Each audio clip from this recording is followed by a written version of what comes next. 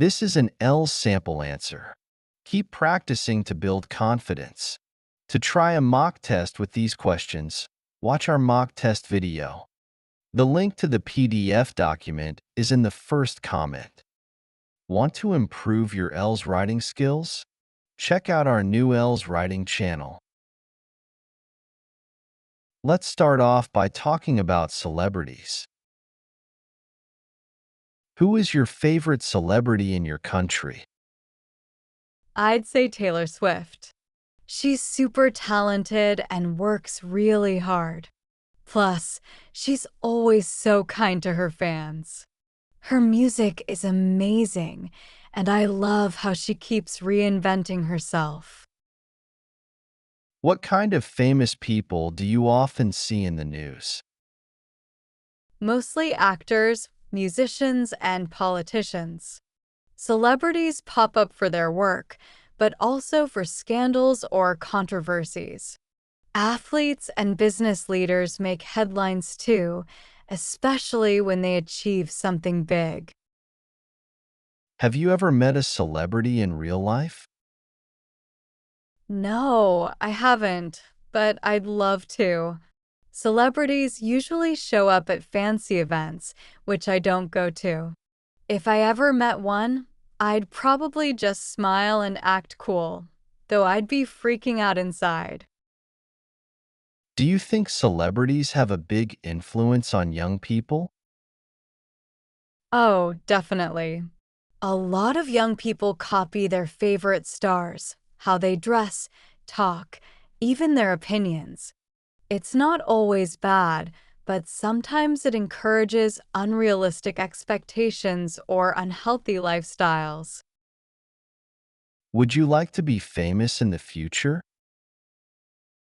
Not really.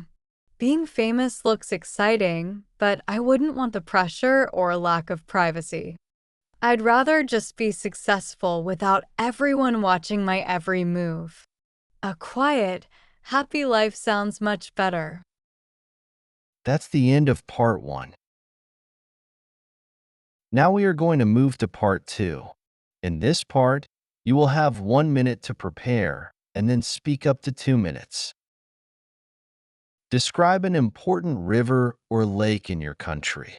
You should say where it is located, how big or long it is, what it looks like, and explain why it is important. The Dead Sea is one of the most famous places in my country. It's located between Jordan and Israel. Despite the name, it's actually a saltwater lake, not a sea. It's about 50 kilometers long and 15 kilometers wide, making it one of the biggest lakes in the region. What's really fascinating is that it's the lowest point on Earth, sitting more than 400 meters below sea level. It also looks absolutely stunning. Its water is a deep shade of blue. The shoreline is covered in white salt crystals, which makes it look almost unreal. Due to its extremely high salt content, the water is so dense that people can float effortlessly on the surface. With its beautiful surroundings and unique features, it's definitely one of the most interesting natural spots in the world. The Dead Sea is really important for a few reasons. First, it attracts millions of tourists every year. People come from all over the world to float in the salty water and use the mineral-rich mud, which is great for the skin. It also has a deep historical and religious significance, as it's mentioned in ancient texts, and has been an important place for different civilizations. Unfortunately, the Dead Sea is shrinking fast because of climate change and water being diverted from the Jordan River. There are projects trying to slow this down, but it's still a big problem. If nothing changes, this incredible natural wonder could keep disappearing, which would be a huge loss for both nature and the people who depend on it. That's the end of part 2. Now we are going to move on to part 3. We'll continue discussing the topic of rivers and lakes. How can rivers and lakes benefit local people? Rivers and lakes are super important for everyday life. They provide fresh water for drinking, farming, and even businesses. They also create jobs in fishing and tourism.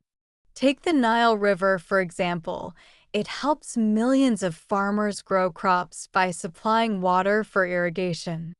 Without it, farming there would be impossible. Do you think rivers and lakes attract tourists? Absolutely. Many people visit rivers and lakes for boating, fishing, or just to enjoy the scenery. This helps local businesses like hotels and restaurants. For example, Lake Como in Italy. It's famous for its breathtaking views and boat tours. Tourists come from all over, boosting the local economy and making it a top travel destination. Are rivers and lakes good for transport? Why? Yes, they're great for transport, especially in areas with poor roads. Waterways make it easier to move people and goods cheaply and efficiently. The Amazon River, for example, is a lifeline for remote villages in South America. Boats deliver supplies, transport people, and connect communities that would otherwise be isolated. What can be done to protect rivers and lakes from environmental damage? Governments need to enforce pollution laws, and industries should treat waste properly.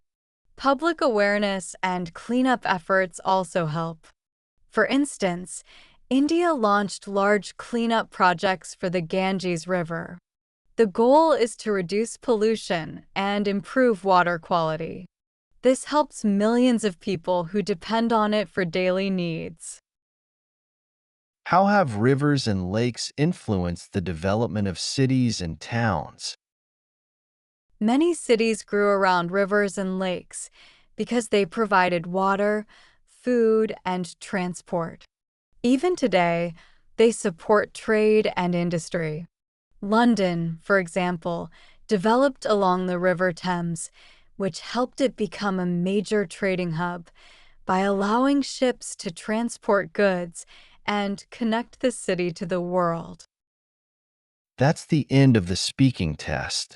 Good job.